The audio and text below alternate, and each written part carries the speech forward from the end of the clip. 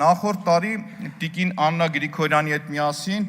աշխատանքային այցով եղել ենք Շիրակի մարզում, խնդիրները արձանագրել, վարչատարածքային բաժանման ու դրա դառը պտուղները արձանագրել։ Ահավոր երևույթ է, երբ որ նույն ամասիայի շրջանում Շիրակի մարզը ինչու եմ վերցրել, ամենաաղքատ մարզն է Հայաստանի Հանրապետությունում, 40%-ից ավել աղքատություն է Շիրակի մարզում։ Ամասիայում 19 դպրոցից խոշորացվելու արդյունքում 15-ը փակվում է, ժողովուրդ։ 15-ը փակվելով դուք նպաստում եք, որպեսզի գյուղը դատարկվի, շատ ուղիղ գյուղը դատարկվի։ Հաջորդը նույն այդ շրջանից հանում եք դուք զինկոմիսարիատը, անձնագրային կետը, գյուղացիների համար կյանքի դժվարություն եք ստեղծում։ Դա անընդունելի է, ուղղակի անընդունելի է։ Արփա լիճը որոշում եք, որ հատուկ կարգավիճակ պետք է տաք Արփա լճի ազգային պարկին,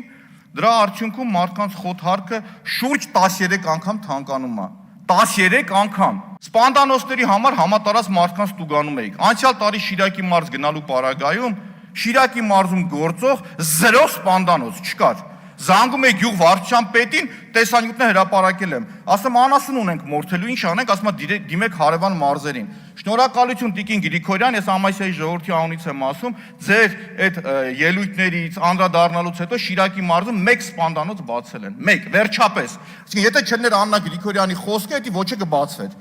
Հաջորդը ժողովուրդ, Կապսի ջրամբարի խայտառակ պատկերը 2023 թվականին 8 տարի 8 միլիարդ դոլար պարտք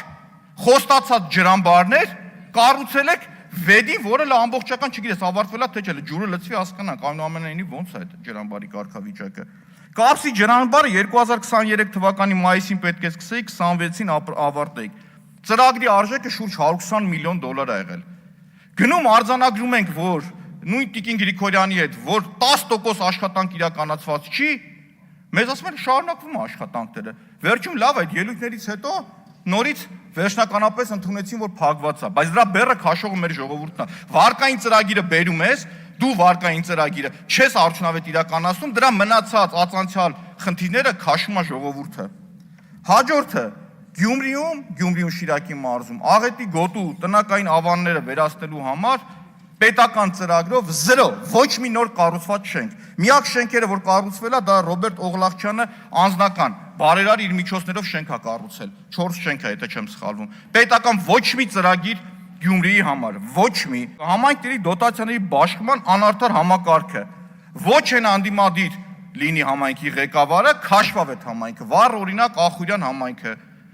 Հենց փոխվեց համայնքապետը ավականուն կարողացա գողանալ, որ ընդունված պրակտիկա 2 միլիարդ դրամ ծրագրերը ավելացավ, դոտացիաները ավելացավ։ Այսինքն քաղաքացին եթե ընտրում է իր կամքով այլ համայնքի ղեկավար, տուժվում է գյուղացիները ամբողջությամբ։